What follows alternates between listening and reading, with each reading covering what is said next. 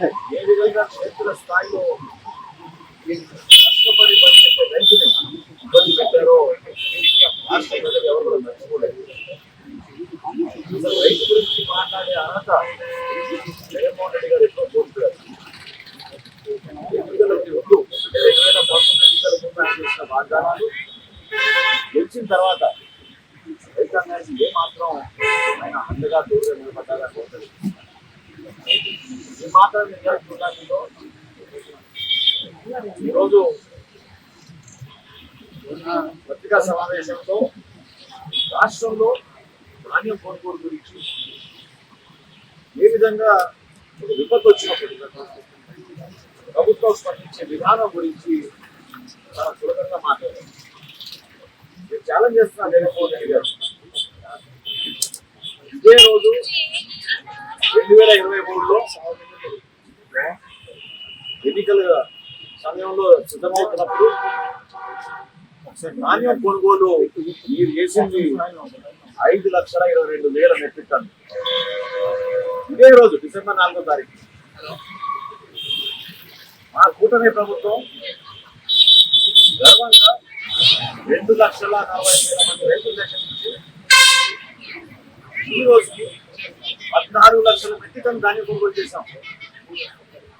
నేను చెప్పే లెక్కేది మా లెక్కేది ఎవరున్నారు అసలు పరిపాలన శాఖ కాక ఈ అసమర్థతతో రైతుల్ని నెట్టేట ముంచేసి రైతుల దగ్గర ధాన్యం కొనుగోలు చేయకుండా ప్రభుత్వం ఉన్న వ్యవస్థలు మీరు ఉపయోగించుకున్నారు. మీరు అనుకున్న రైస్ మిల్లర్కి పంపించారు సార్. ర్యాండమైజేషన్ పక్కకు తీసుకొచ్చిందే మీరు.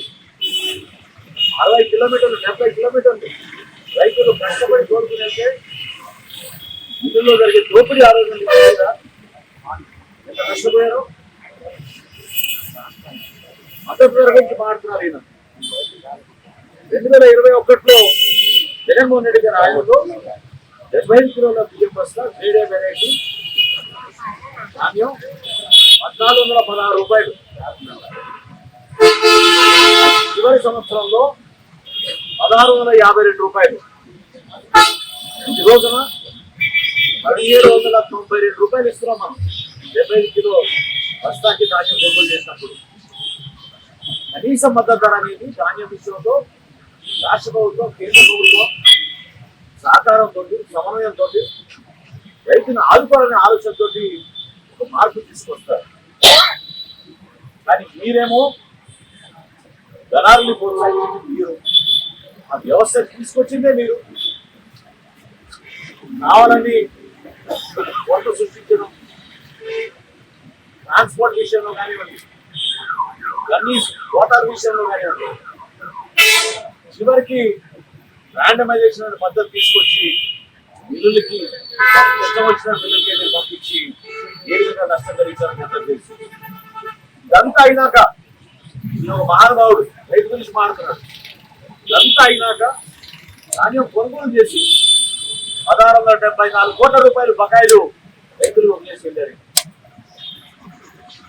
అసలు తుఫాను వచ్చినప్పుడు ఒక రాష్ట్ర ప్రభుత్వం ప్రాజెక్ట్ తోటి గౌరవ ముఖ్యమంత్రిగా చంద్రబాబు నాయుడు గారు, అదేవిధంగా మన రాష్ట్ర ఉప ముఖ్యమంత్రి పవన్ కళ్యాణ్ గారు ప్రభుత్వంలో ప్రతి ఒక్కరిని ఈ వంతు మీరు సహాయం అందించండి, రైతాంగాని కోసం మీరు క్షేత్ర స్థాయిలో వాళ్ళని ఆదుకునే విధంగా, భరోసా కల్పించే విధంగా ఈ ఫోర్కాస్టింగ్ కానివ్వండి, ధాన్యం కొనుగోలు విషయంలో కానివ్వండి, రైతు సహాయ కేంద్రాల్లో సిబ్బందిని కానివ్వండి